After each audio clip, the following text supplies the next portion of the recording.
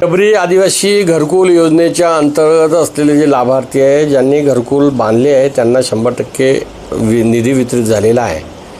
काही जर राहिले असेल तर या येणाऱ्या आठवड्यामध्ये त्यांना आम्ही निधी. आदिवासी विभागानं विद्यार्थी केंद्रबिंदू समजून भूमिका निर्माण केलेली आहे, तसा कृती आराखडा तयार केलेला आहे.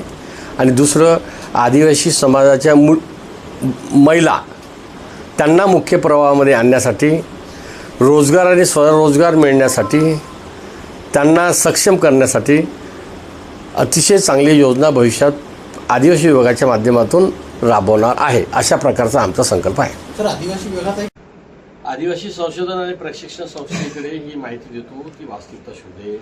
कदाचित ते आदिवासी असेल, त्यांना तिचं प्रमाणपत्र मिळेल. कारण 23 मे 2002चा कायदा जो अस्तित्वात आला, 23 मे 2002चा जो कायदा अस्तित्वात आला, त्या कायद्याच्या अधीन राहून जातीचं प्रमाणपत्र देणे आणि जातीच्या प्रमाणपत्राची वैधता सिद्ध करणे, या कायद्याच्या अधीन जे असेल त्यांना जातीचं वैधता प्रमाणपत्र मिळेल. आणि त्यासाठी आमच्या इथं महाराष्ट्रामध्ये एकूण 11 जात पडताळणी समिती आहे. तर जात वैधता प्रमाण समितीच्या माध्यमातून ती कारवाई सुरू आहे.